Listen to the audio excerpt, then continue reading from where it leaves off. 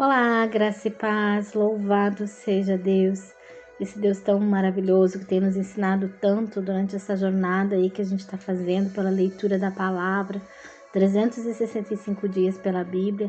E hoje a gente vai continuar mais um trecho aí dessa caminhada tão profunda pelo livro de Jó. Eu sou a Giovana Jacques, essa é a Bíblia em Histórias Vivas e hoje nós vamos caminhar pelos capítulos 19 a 21. E aqui a história fica ainda mais intensa. Porque no meio da dor, das acusações e do silêncio que parecia vir do céu, começam a surgir ali algumas declarações mais fortes e emocionantes desse livro. Jó está cada vez mais ferido, não apenas no corpo, mas na alma. E no capítulo 19, ele responde novamente aos amigos e praticamente pergunta: até quando vocês vão me atormentar? Até quando vocês vão me esmagar com palavras? Ele sente que está sendo insultado, humilhado, ferido por pessoas que deveriam ajudá-lo. E aqui nós podemos ver que boas intenções não são o suficientes. A verdadeira prova está no relacionamento que criamos com quem sofre. E os amigos de Jó achavam que estavam ajudando, mas as suas palavras só aprofundavam a dor dele. E Jó até diz que se realmente tivesse errado, aquilo interessaria somente a ele. Porque no fundo ele sabia que não tinha feito mal contra ninguém para merecer tudo aquilo. Mas os amigos continuavam tentando se engrandecer sobre ele. E Jó começa a se sentir completamente isolado. O abandono que sentia da parte de Deus acabou afetando a maneira como enxergava tudo ao redor. Ele se vê rejeitado, sozinho, desprezado. O seu corpo está fraco, doente, dolorido. E agora ele já nem pede mais justiça, ele pede misericórdia. Então, de repente, no meio da escuridão mais profunda, brota uma das declarações mais lindas da Bíblia. Jó diz: eu sei. Isso é muito forte. Ele não diz eu acho, ele não diz talvez. É uma declaração convencida, firme, viva. Mesmo sem nenhuma circunstância favorável, mesmo sem resposta, mesmo sem a cura, ele diz: eu sei que o meu Redentor vive.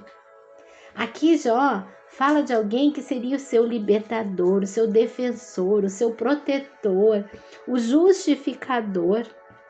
E possivelmente ele enxergava a figura do resgatador da família, alguém que se levantava para defender um parente, mas sem perceber, né? Jó já começava a apontar para Jesus. Mais uma vez Cristo é revelado nesse livro, porque o Redentor que Jó aguardava, nós já conhecemos. Jesus vive. E Jó continua dizendo que no final ele se levantaria sobre a terra. Uma cena poderosa. Os olhos físicos de Jó viam apenas destruição, mas os seus olhos espirituais começaram a enxergar além da dor. E isso é muito lindo. As circunstâncias negativas ali, somadas, misturadas com as acusações dos amigos, ainda não tinham conseguido afogar a fé dele. Jó, ele não cria apenas em regras religiosas, ele acreditava em um Deus pessoal, um Deus santo, infinito, que se importa, que protege, que cuida. As raízes da fé de Jó eram mais profundas do que o inferno que tentava congelar a sua esperança. E por um momento, parece até que o coração dele volta a respirar. Nada mudou por fora. O corpo continuava doente, os problemas continuavam ali, mas por dentro algo reacendeu, a esperança. Sabe o que ele sentiu? Saudade de Deus.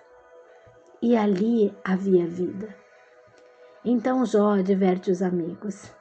Eles também teriam de prestar contas diante do Senhor. E no capítulo 20, Zofar responde novamente. Mas agora fica claro que ele não fala para ajudar, ele fala para se defender. Ele diz: ouvi uma repreensão que me envergonha.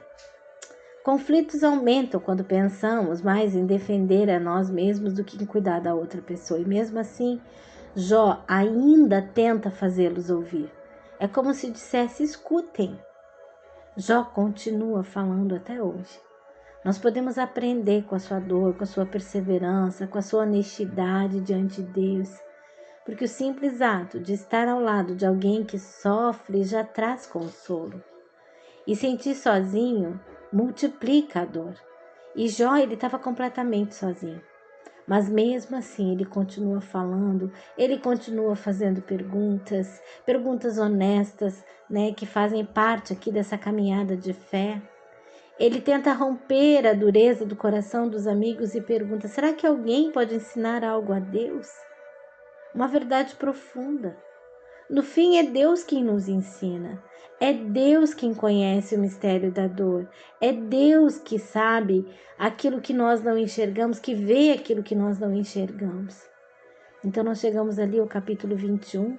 Agora, Jó confronta diretamente a lógica dos amigos.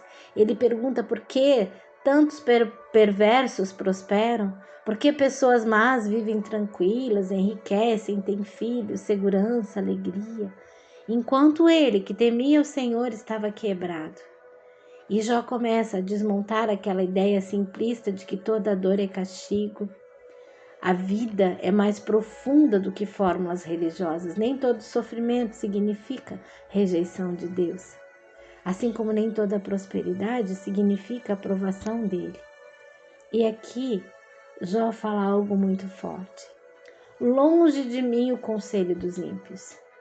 Mesmo confuso, ele ainda não quer se afastar de Deus. Mesmo sem respostas, ele continua buscando o Senhor. E no final, ele praticamente diz aos amigos: na resposta de vocês, há só falsidade.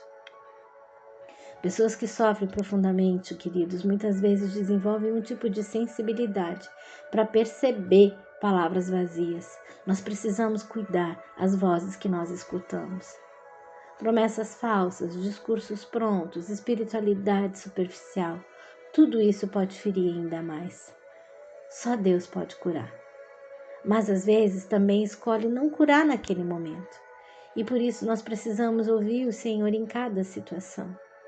Promessas vazias podem criar expectativas que destroem ainda mais o coração machucado. Jó, ele queria respostas verdadeiras, ele queria sinceridade, ele queria Deus. E talvez hoje existam pessoas ouvindo essa mensagem cansadas de palavras vazias, cansadas de fingir força, cansadas de tentar entender dores que parecem não ter explicação. Mas no meio de tudo isso, a esperança continua viva. O Redentor vive. Jesus continua presente mesmo quando não entendemos os caminhos da vida. Essa é a Bíblia em Histórias Vivas.